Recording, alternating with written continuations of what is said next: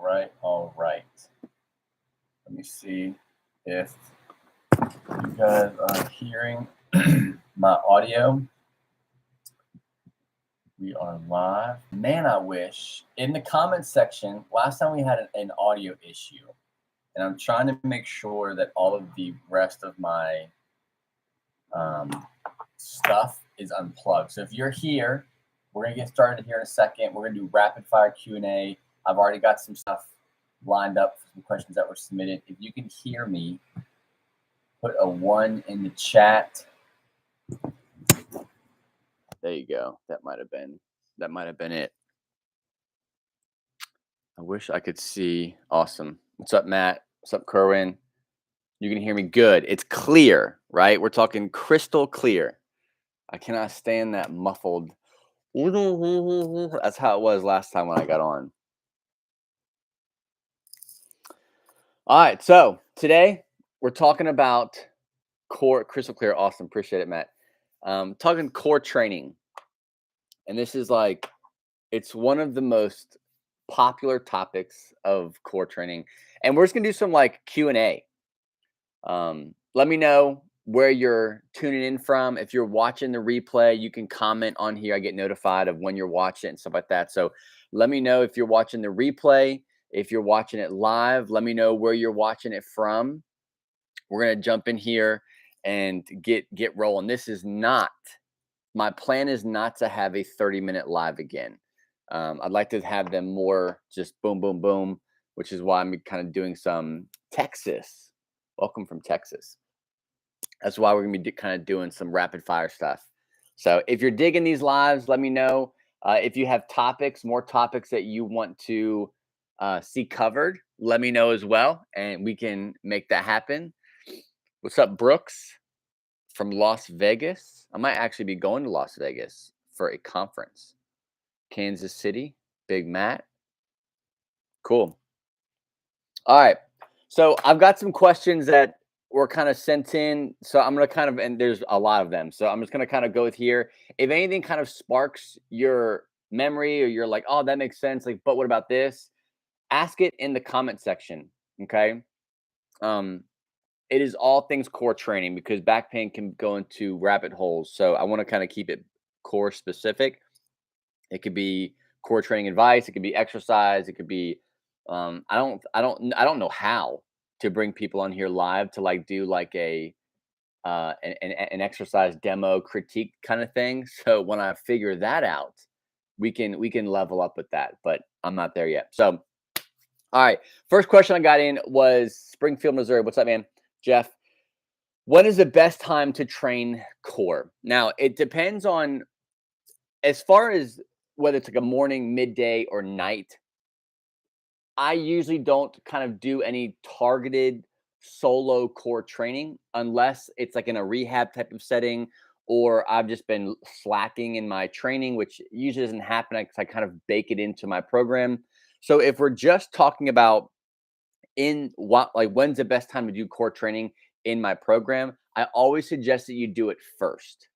There's lots of reasons for that. Main reason being, I like to be able to like start warming the body up before we start like loading things. And there's an argument between like training the core or saving it for last so that your core is like not tired when you're doing your major lifts, if you're into deadlifting or squatting or stuff like that. If you train your core first and your core is weaker during those lifts, it's just not true. It's not true. Yes, you've activated them. Yes, you've used energy, but there's a value in being able to not pre-fatigue, but pre-stiffen the core to protect the spine, especially in a sensitive low back situation where doing that first before you actually start loading the body in training will do well for you. A lot of people that I say, hey, take your core training from the end of your program where you're like ready to leave anyways, you're tired, you're exhausted, you don't want to do any more training. So I say, hey, just move that to the front of the line. And now, you're banging out all of your core training, which is really good and really helpful, building stability and coordination if that's what you're working on. But also you're priming the body to feel better throughout the workout. You're gaining more stability without having to like brace all the time because you're kind of still cold or you haven't started training your core yet. So Second question: how often should I train my core?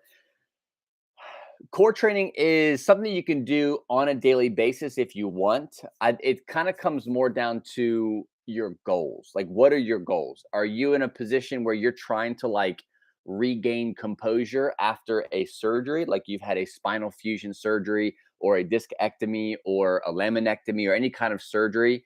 And you're like, I just need to like get back on my feet. I need to get back into the gym. My doctor said I should be training my core. It needs to be strengthened. How often should I train? Well, then do it every day, because that's the only thing you're going to be able to do if you're actually in the recovering phase of a or post surgery. Okay. So do it every day. Now, define core training, define your core workout. Are you doing 7 workouts, 7 exercises? You're doing 3 or 4 sets each. You're going till absolute failure and your abs are completely shredded when it comes to soreness. Um, when the workout's over and now you're just crazy sore all the time, then you shouldn't be training that much. Like, don't train for soreness when it comes to core training. Okay. It's great to feel your abs. Trust me, I shot a video. It's going live next week. It's on lower ab training for sensitive low backs, herniations, bulges, stuff like that. And I don't target my lower abs like that. And when I did, and I could say that it was an awesome feeling days after to be sore in places I haven't been sore in a while, because I don't normally laser focus on lower abs. So eventually that soreness will go away. But training every day is okay as long as you're not overtraining and doing too much. Outside of training every single day, it's, I personally train 3 to 4 days a week. I like minimum dose to get the most results. Okay. So I strength train 3 days a week, and then I have active days or active recovery days, which are like going on walks or doing things outside, going on hikes with my kids, like whatever I enjoy doing outside, it's active. That's my recovery or off day type of activity. Outside of that, I'm doing my core workouts within my workouts Monday, Wednesday, and Friday, whatever 3 day split that I do. Croatia. Sorry. Awesome, awesome. More from Las Vegas, Springfield. And guys, if you're watching live, we're going all Q&A for core training specifically for low back pain. So if you have any questions, post them in the comments or the chat box. All right, third question I got in. This is a really good one. My core is strong, but I still have back pain. I probably should have saved this one for last because there's a lot to this. If you've been told that you have back pain because your core is weak, I would encourage you to reevaluate who's telling you what you should be doing for your pain. Um, there was a time where it was very accepted and talked about that weak core muscles lead to back pain. There's research out there that supports both. There's not necessarily saying that there's strong research, but there's research that says, hey, no, you don't have to have a stronger core does not lead to less back pain. What is proven and what is available to you to reestablish your focus is what I call core coordination, endurance, and stability. Those three things. Now, the byproduct of focusing on those three things is core strength. So, for example, I have a core exclusive training program called Core Essentials, and it's a 14-week program. I'll link it in the description of this video. You can check that out if you want. But it's an all-inclusive deep dive into building endurance, coordination, stability in the core. And you end up with a stronger core. But the focus of it is learning how to brace, which is important, learning how to breathe while doing activity during the core exercises, and then you apply it to real life, which is really important. The pelvic floor, which is also really important. And then once you have this bracing and breathing idea, you move and you do activities. You go grab your children, or you're raking, or you're vacuuming, or whatever you're doing. So there's a big disconnect with people in the gym when they're training their core for core strength, thinking that core strength is going to translate into the ability to vacuum or to, I don't know, like pull a hose across whatever you do that causes sensitivity. And that translates. Yes, a stronger core is going to help, But if you are using your low back as your core and not your core as your core, then you have a core coordination issue, right? You're not thinking with the right intentions of, hey, I need to protect my spine. So let's engage my trunk and my abs and my core, which involves your back. But a lot of times people default to their low back being their core. Okay. So if you still have pain, you have to dig deeper into why you have pain. Odds are it has to do with your sensitivity, your pain, your internal pain alarm. This is something that I work a lot deeper in with inside of my Strength and Pain Relief Accelerator program. It's a private program. It's a 12-week deep dive into you, or me and you are working one-on-one. It is not out in the public like Core Essentials. You can just go get it now and have it forever. This is more of a private, invite-only, application-based program. So if you want to kind of dive into that more, if you are looking at core training, you've been doing core training, but your core training doesn't seem to be helping much, or you still have a level of sensitivity, then you can email me, fitnessforbackpain@gmail.com, on the date of this video that I'm using that email account, fitnessforbackpain@gmail.com, and just put in core strength as your information in the description. And we can kind of have a conversation on what other things you could be looking at. So, all right, fourth question.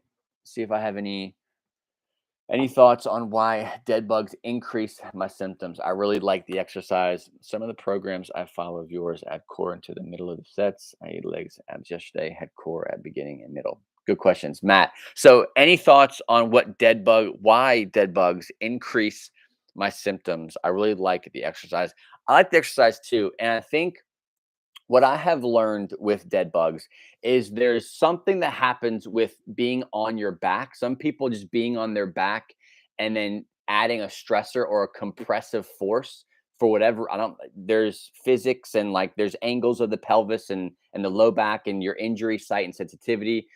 But there's something about that's a common thing about being on your back and adding that compressive load to the brace and then moving your legs.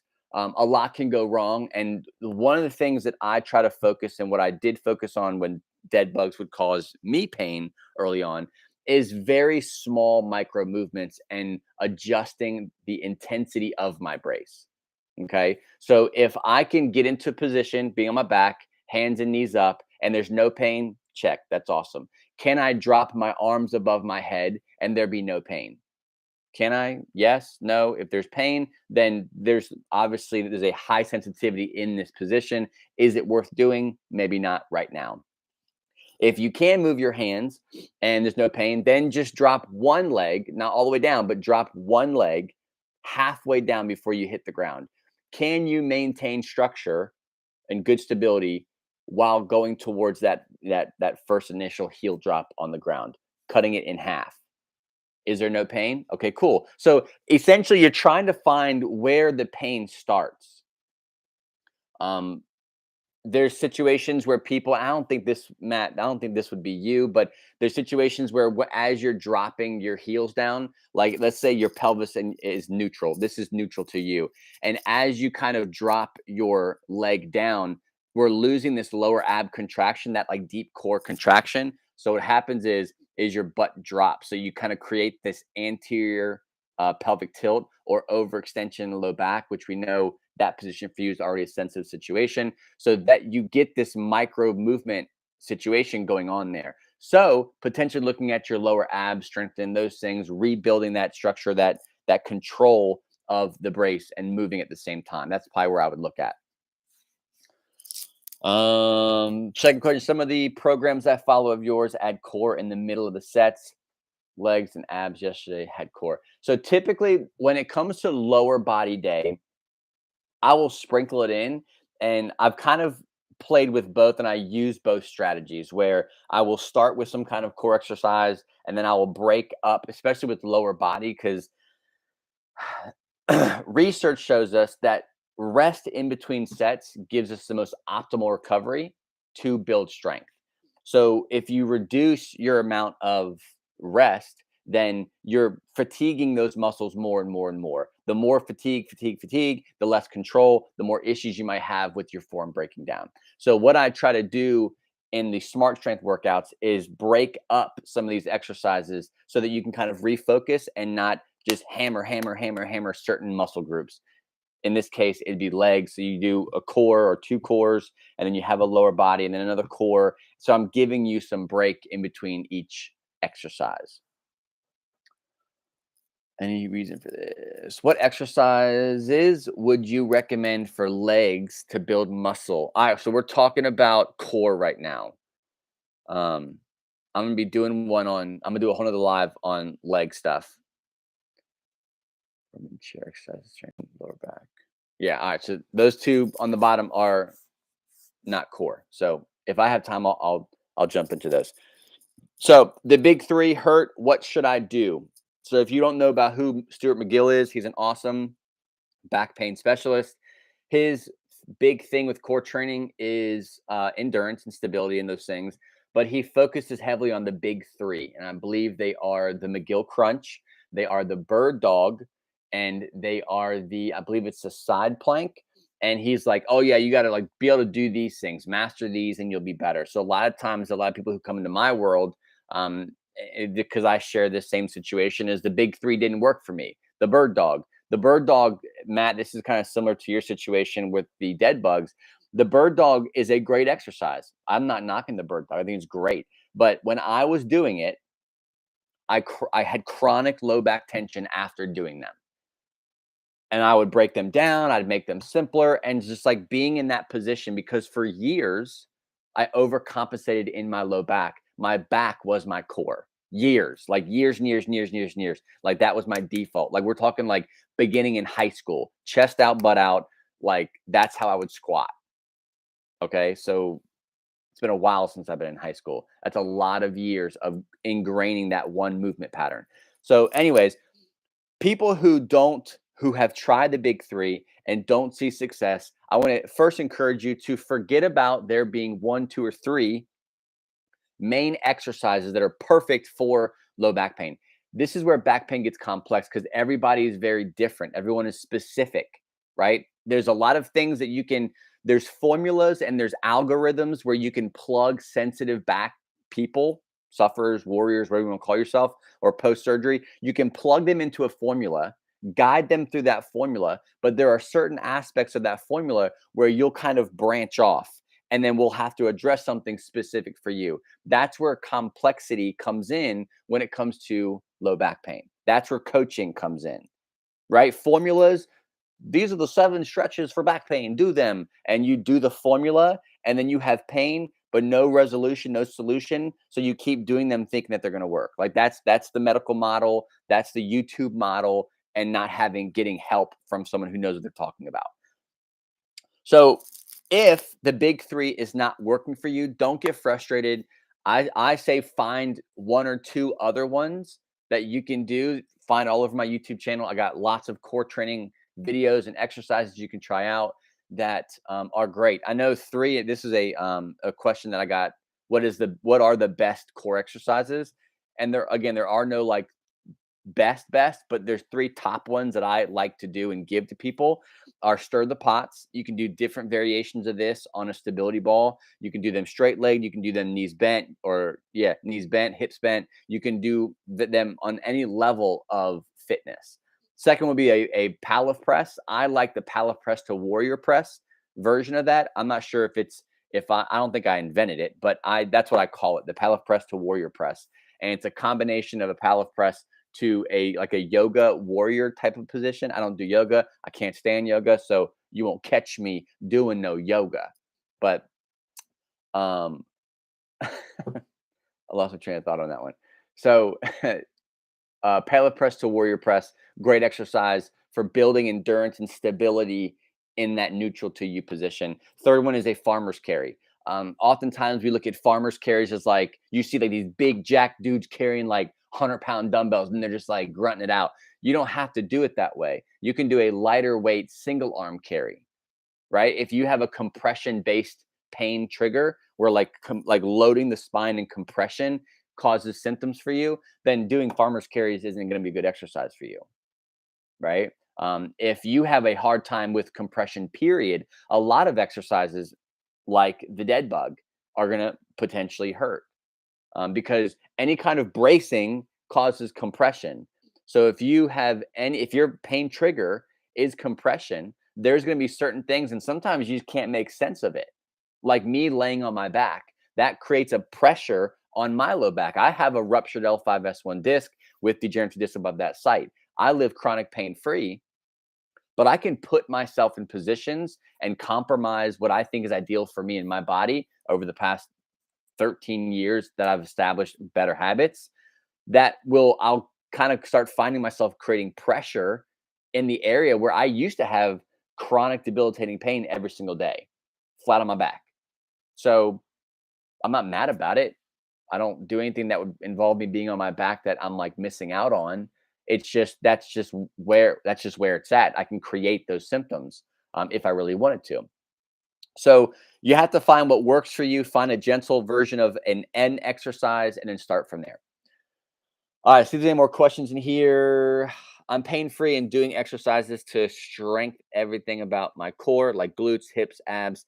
And I felt my hamstring was so tight. So I'm on it and I need to return to running again. Anthony, I don't think that's a question. I would love a video with those top 3 exercises. Will do. I don't feel that I can do it like that. Do you recommend to work more on my core for a more strength and to work on my tight hamstrings first, or should I start walking?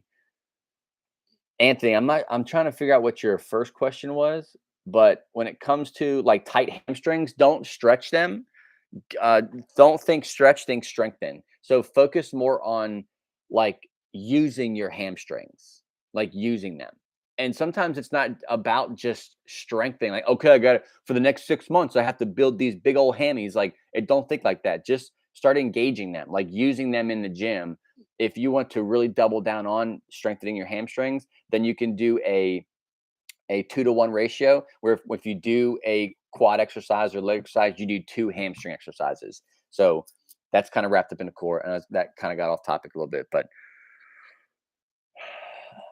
leg raises have to be done cautiously. You've mentioned that it could be aggravating. It is such an effective exercise, I think, for the lower abdomen and flexors. Is there a replacement for this? Great question. Is it Andre? I'm not good with names. I hope I didn't butcher that.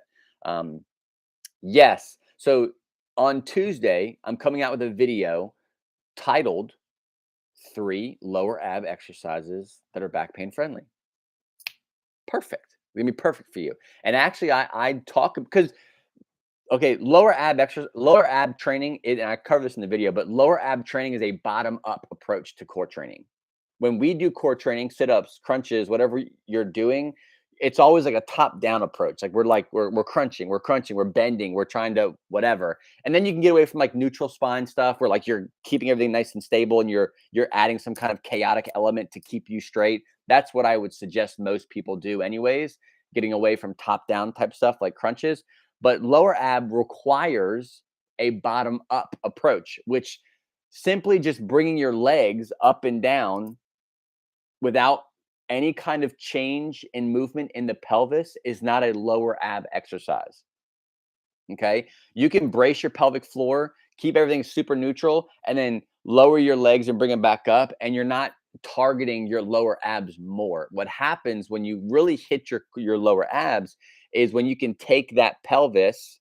Here's my low back, here's my pelvis. And as you're bringing that leg back up, you're bringing your pelvis up with it. So you're really kind of emphasizing that bottom up approach. And I'll break that down and give you some examples of exercises you can do next week.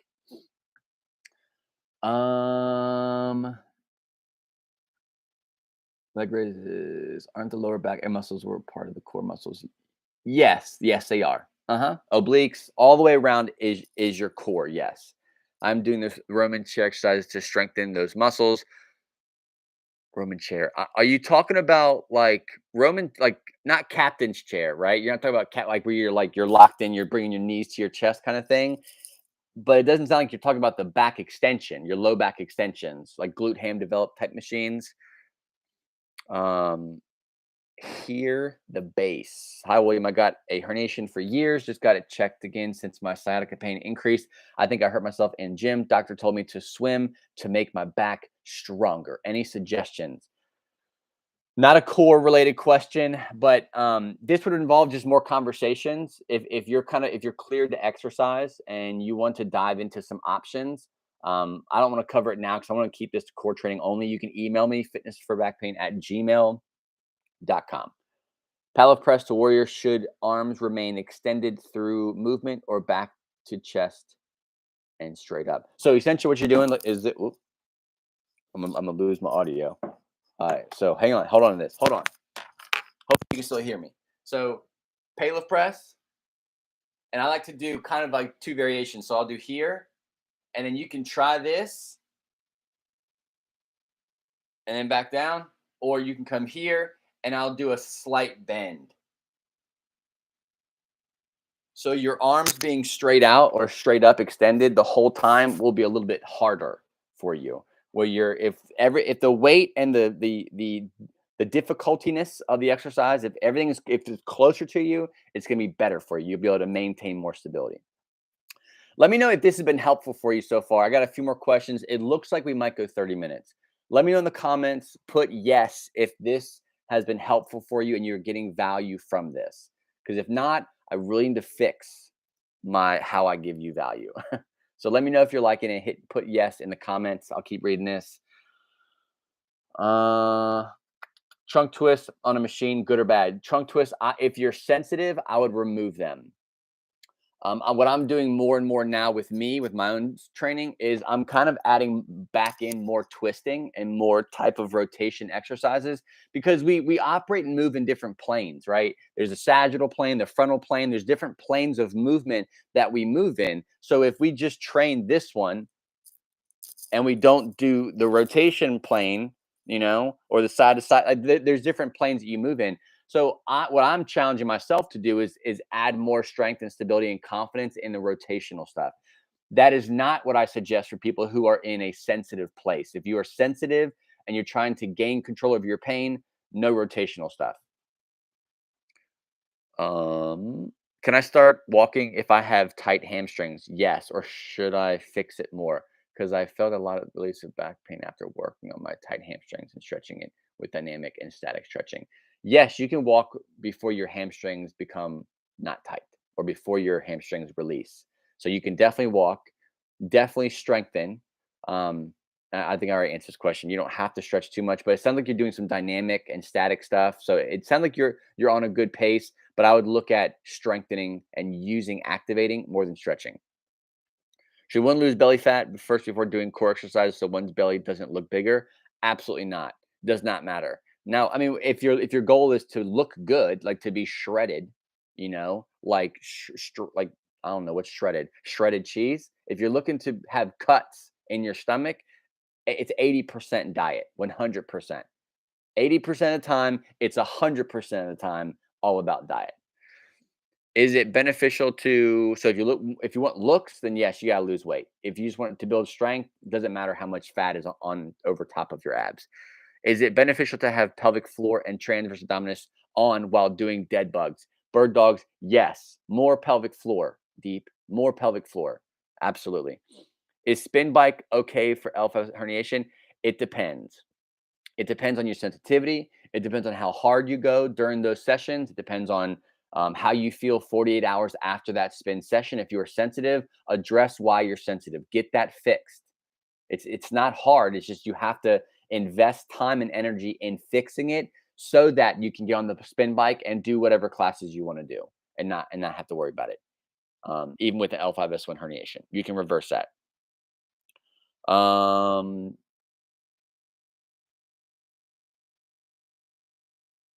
Awesome. I'm glad you're in Relief Academy. That's an amazing, life-changing course. I'm super pumped that you're diving into the content. Um, yeah. If you have any questions, Lo, on anything, because you are a student of mine, so you have better access to me than through here. So if you have any questions, any comments, email me, fitnessforbackpain@gmail.com, and let me know that you're a Relief Academy student and we can chat more. Roman chair is also known as hyperextension machine or wall sit extra. Okay, yeah. So I don't, for someone who has a sensitive low back, I don't suggest that they do a lot of targeted low back exercises. I just don't. It hasn't been. successful with me. I don't know if there's a lot of if you're into research. Trust me, I'm not a sign. I'm not just by the research. I like to use experience, research, and what my mentors tell me from my own education. But sensitive backs, I don't typically target low back muscles that way. There's other ways you can do it, just hitting the entire posterior chain at once. Work out and like walks. Goals for how often to work out. Yes. Awesome, Matt. Pumped for you, man. Ryan, how do you feel about the back extension machine to strengthen the posterior chain? Just answer that. Lots of, I mean, there's just other. If I was sitting there with you and I was working with you on that machine, I would coach you through it and I could do it in a way that it wouldn't look like what you see in the gym, right? So yes, like you can use the back extension machine, the glute hand developer. I think it's great. I think when you get on it with low back pain, thinking that if I do it like that guy just did it, my back pain's going to go away, it's the wrong information. And that's where the right coaching comes in. Like you got to understand, and even with that, like I would really need to be with the person and coaching them or having a really good back and forth conversation during a live kind of instruction type of thing. Thanks for your question, Ryan. What's your favorite oblique exercise other than side planks? Ooh, I like the side plank rotation. I know you didn't like side plank, but side plank rotation, single arm farmer's carry, um, racked single arm farmer's carry,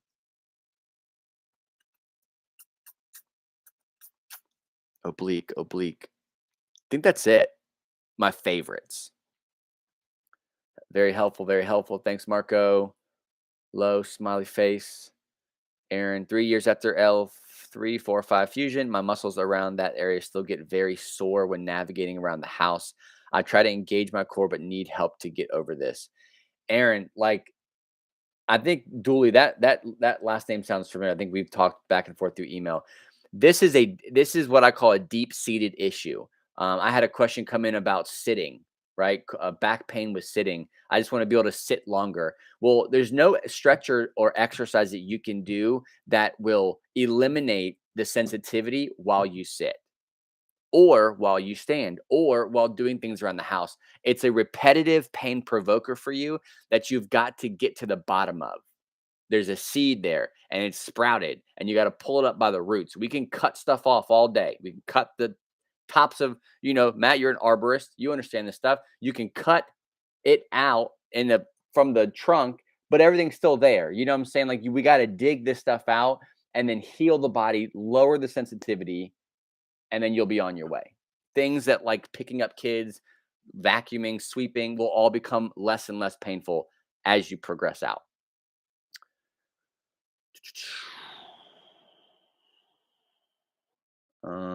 Okay, cool. Thanks for the reply for the Roman chair. Thanks, bro. Appreciate your dedication to low back pain. I'm 2 years out from L5S1 microdiscectomy, and your advice has really helped get my life back. That's exactly why I do it, Ryan. So I appreciate you, man, for letting me know. That's super encouraging. It's a blessing for me to have come from where I come from with pain and back issues, with in the education in fitness and health and physiology, and it's like the way God orchestrated it in my life. I would have never thought this when I started online. It was called beyondgymwalls.com. And it was actually, it was sevencityfitness.com. And then it was beyondgymwalls.com. And it was just general fitness stuff. But then this happened, my life happened, and then back issues happened, freedom from back pain happened, education happened. And next thing you know, I'm more fulfilled doing this than I ever was doing anything else in the fitness space. So I appreciate you for showing up. This is why I'm rereading the book recommendation from the course. That stuff was an aha moment. Absolutely. Awesome. That's it, guys. 34 minutes. I hope you liked this. If you want to dive more into the core essentials or the correct way of training the core, getting that endurance, stability back, core coordination, there's a link in the description for core essentials. Check it out. Any questions on that, feel free to email me. If you have been training your core and you have an underlying sensitivity that exercise and core training has not been correcting, right? There's a deeper seated issue. It is not hard to get to that. We're not talking about years and years and years of asking questions. No, like there's actionable things that you can do, but there's a structure and a process to that. If you would like more information on what that structure process looks like, if you want the opportunity or to just get information on me and you potentially working together and getting that done, email me. It's at fitnessforbackpain@gmail.com. Put in the keyword core strength, or just give me your information. Let me know what you're going through, what your situation looks like. And I can pretty much get a good understanding of where you are through a few email back and forth. But ultimately, what I'd want to do with you is jump on a call and just see what your situation is like, what you're going through, what your goals are, and what really hasn't and has worked. And from that conversation, I like to shine a magnifying glass on what has worked and then add in everything else that you think is not working, fix them, add them back in, and put your recovery on steroids. Okay. I don't condone steroids, but when it comes to relief, getting out of pain, and getting your life back, if we can inject something into what you're doing to make it go 10 times faster so that by this summer you're in Cancun instead of canceling the trip, like we can do that. Like we can definitely do that. You have to just be willing to take the first step and reach out and just have a conversation. So thanks for checking it out, guys. I appreciate y'all showing up. Matt, thanks for the love. Yeah, that's it. I'll see you guys on the next live. Any questions y'all have on future videos, put them in the comments or the description, the comments under the video, and we'll talk to y'all soon.